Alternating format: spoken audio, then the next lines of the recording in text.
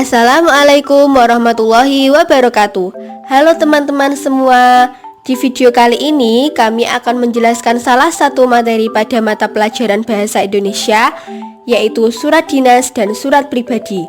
Materi ini terdapat pada KD 3.12 kelas 7 dengan deskripsi menelaah unsur-unsur dan kebahasaan dari surat pribadi dan surat dinas yang dibaca dan didengar. Sebelum kami menjelaskan materi tersebut, izinkan kami memperkenalkan diri terlebih dahulu ya. Kami dari kelompok 9 yang terdiri dari Anissa Nurul Cahya dengan NPM terakhir 047 dan Lumatul Ilmas Lilia dengan NPM terakhir 050. Sekarang, simak baik-baik video berikut ini ya. Semoga dapat bermanfaat. Pengertian surat. Surat adalah sarana komunikasi untuk menyampaikan informasi tertulis oleh suatu pihak kepada pihak lain dengan tujuan memberitahukan maksud dari si pengirim. Pengertian dari surat dinas atau surat resmi. Surat resmi atau surat dinas adalah surat yang dikirim oleh perseorangan atau lembaga kepada perseorangan atau lembaga lain yang berisi hal-hal kedinasan. Termasuk dalam surat dinas adalah surat niaga yang dikirim oleh perseorangan atau perusahaan untuk kepentingan atau perniagaan. Contoh surat resmi yaitu surat undangan dinas, surat lamaran kerja, surat balasan lamaran pekerjaan, surat jual beli, surat perjanjian, surat pengantar barang, dan surat penolakan. Dalam surat resmi, bahasa yang digunakan adalah bahasa baku. Selanjutnya yaitu unsur-unsur surat dinas. Yang pertama ada kepala atau kop surat. Yang kedua ada tanggal surat. Yang ketiga ada nomor surat. Yang keempat ada lampiran. Yang kelima ada perihal. Yang keenam ada alamat. Kemudian yang ketujuh salam pembuka. Yang kedelapan isi surat. Yang kesembilan salam penutup. Yang kesepuluh nama dan stempel. Kemudian yang terakhir adalah tembusan. Berikut merupakan salah satu contoh dari surat dinas atau surat resmi beserta dengan unsur-unsurnya. Kop surat merupakan bagian awal dan atas dari surat dinas yang berfungsi untuk menjelaskan instansi mana yang mengeluarkan surat tersebut.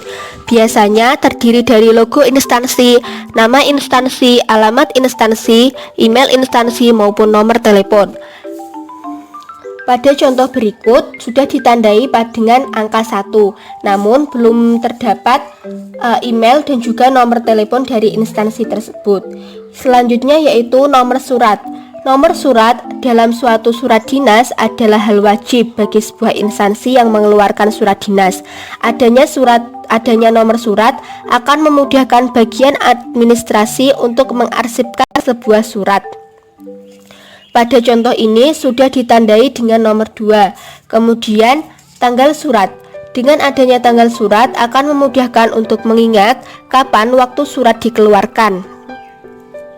Pada bagian contoh ini sudah ditandai dengan nomor 3. Selanjutnya yaitu lampiran.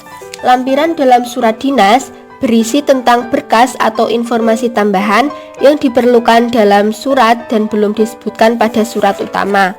Pada bagian ini sudah ditandai dengan nomor 4. Selanjutnya yaitu hal. Hal ini bisa disebut juga dengan perihal yang menjelaskan secara singkat maksud dan tujuan dikeluarkannya surat dinas tersebut.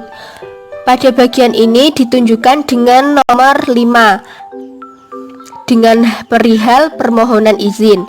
Selanjutnya yaitu alamat. Alamat surat berfungsi untuk orang yang mengirimkan surat dan menjadikan surat dinas lebih resmi. Kemudian yaitu salam pembuka. Salam pembuka bersifat formal agar surat dinas terlihat lebih resmi. Salam pembuka pada contoh ini sudah ditunjukkan dengan nomor 7 yaitu dengan hormat. Selanjutnya yaitu isi surat. Pada bagian isi surat sebaiknya menjelaskan secara detail, singkat dan padat dan sampaikan pokok-pokok permasalahannya saja dan juga hindari penjelasan yang bertele-tele. Pada bagian ini isi surat ditandai dengan nomor 8. Selanjutnya yaitu salam penutup. Salam penutup ini menunjukkan akhir dari sebuah surat dinas. Nah, salam penutup ini ditunjukkan dengan nomor 9. Kemudian nama dan stempel. Nama di sini merupakan nama pihak yang berwenang untuk mengeluarkan surat. Pada bagian ini sudah ditandai dengan nomor 10. Kemudian yang terakhir yaitu tembusan. Tembusan digunakan apabila ada pihak lain yang perlu mendapatkan informasi pada surat yang dibuat. Nah, tembusan ini sifatnya opsional, boleh ada dan juga boleh tidak. Pada contoh yang kami sertakan, tembusan sudah kami tandai pada angka nomor 11. Surat pribadi. Surat pribadi adalah surat yang dikirim oleh seseorang kepada orang lain yang isinya bersifat pribadi atau tidak menyangkut kedinasan. Contoh surat pribadi adalah surat kepada saudara, teman sepermainan, orang tua, dan surat-surat tidak resmi lainnya. Bahasa yang digunakan bukan ragam resmi. Unsur-unsur surat pribadi. Yang pertama ada tempat dan tanggal penulisan surat. Yang kedua ada tujuan surat. Yang ketiga salam pembuka. Yang keempat isi surat. Yang kelima salam penutup. Kemudian yang keenam identitas pengirim surat. Berikut merupakan salah satu contoh surat pribadi beserta dengan unsur-unsurnya. Unsur yang pertama, tempat dan tanggal penulisan surat, yaitu merupakan tempat dibuatnya surat dan kapan surat tersebut dibuat. Pada contoh ini disebutkan bahwa tempat dan tanggal penulisan surat yaitu di Jakarta 9 September 2016. Selanjutnya yaitu tujuan surat. Tujuan surat ini berisi ditujukan kepada siapa kita menulis surat. Contohnya pada surat ini, untuk orang tuaku tercinta di Yogyakarta. Kemudian salam pembuka. Salam pembuka ini untuk membuka surat. Pada contoh ini salam pembukanya yaitu Assalamualaikum warahmatullahi wabarakatuh. Selanjutnya yaitu isi surat. Isi surat bergantung dari si penulis ingin menyampaikan apa ke penerima surat. Contohnya ingin menanyakan kabar, menyampaikan kerinduan, dan lain-lain. Contohnya pada surat ini, si penulis surat menanyakan kabar kepada kedua orang tuanya dan mengungkapkan kerinduan pada kedua orang tuanya. Selanjutnya yaitu penutup. Salam penutup ini berfungsi untuk mengakhiri surat. Pada surat ini diakhiri dengan wassalamualaikum warahmatullahi wabarakatuh. Selanjutnya yaitu identitas pengirim surat. Dapat berupa nama lengkap pengirim surat beserta dengan tanda tangannya. Catatan, surat merupakan komunikasi dari orang pertama yaitu pengirim kepada orang kedua yakni pembaca.